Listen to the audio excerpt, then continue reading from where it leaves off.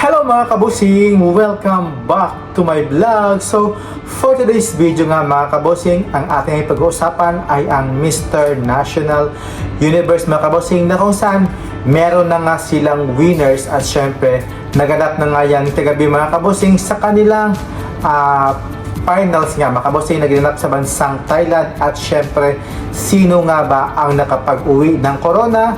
At syempre, sawadikap, kapungkap at salam alaikum po dyan mga kabosing, sa lahat pong nanonood po at syempre sa aking viewers dyan, hello po. At sana ay nakasubscribe kayo mga kabosing. At syempre, narito yung ating pag-uusapan mga kabosing ay ang Mr.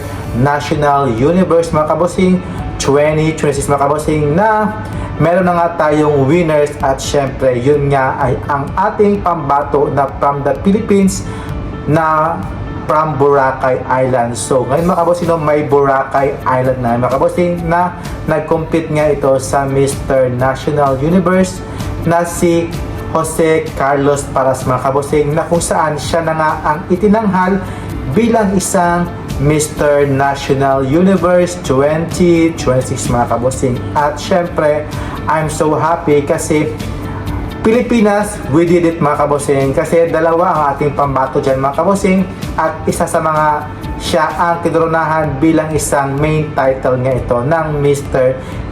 National Universe 2026. At syempre, yung kanyang performance mga kabosing, no, sobrang ganda. Yung kanyang sa swimwear, ang lakas ng kanyang appeal, enjoy na enjoy siya mga kabosing sa kanyang laban nga mga kabosing. At syempre, very smiling face talaga siya. At syempre, favorite talaga siya ng mga Thainess mga kabosing, kasi siya ay may pagka moreno looks at syempre may pagka chinito nga ito mga kabosing, itong si Jose Carlos Paras. Kaya I'm so happy na nauwi mo ang Mr. National Universe mga kabosing. I'm so happy. At syempre, yung nag-content mga kabosing nung nag-first runner-up dyan is from Spain, na siya nga ang itinanghal bilang isang Mr. National World na si Eduardo Hernandez. So, siya yung last two standing niya. At yung kanyang second mga kabosing ay si Laos, na siya naman ang itinanghal bilang isang Mr. National Globe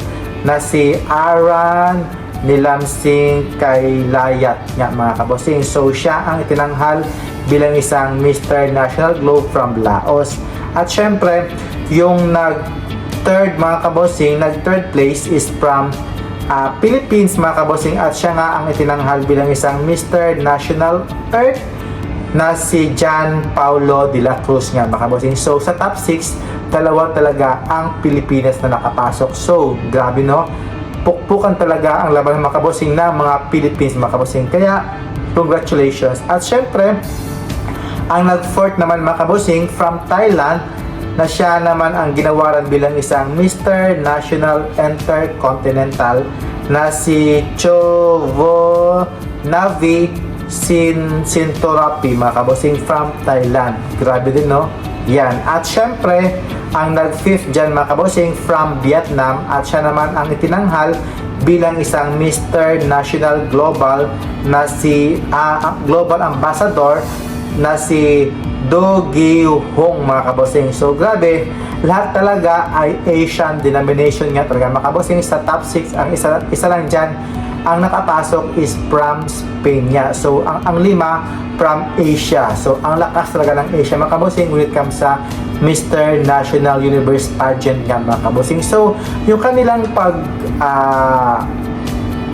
pag-set ng kanyang winners is okay na okay mga kabosing. At least pasok naman sa mga lahat talaga gwapo at lahat naman kasi deserving. So yung instinct mga kabosing no, na malamang pwede ito makuha ni John Paulo or ni Jose Carlos Paras, kasi sa mga likes, votings mga kabosing, nangungo talaga itong si Jose Carlos Paras. Kaya yung kanilang corona no, grabe no, para talagang pang Miss Universe yung kanilang corona. So ngayon, ini-enjoy ngayon ng ating reigning kings na si Jose Carlos Paras yung kanyang titulo bilang isang Mr. National Universe.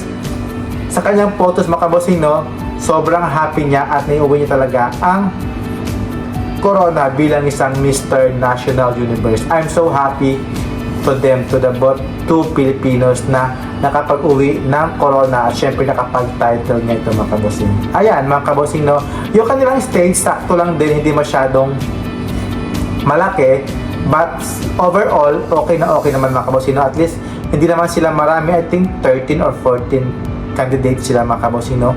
Nagsitagisa ng talino yung kanilang sa pagsuot ng swimwear. Basta si Philippines talaga mga kabosing, yung si John Paulo, ang ganda ng kanyang katawan. Lahat naman deserve na makapasok, pero I'm sure talaga na si Philippines talaga ang mag-dominant sa finals mga kabosing. Kaya thank you for watching mga kabosing, and congratulations sa mga winners, and then kapung kap, syukran mga kabosing, bye bye, keep safe, bye bye, love you all, subscribe.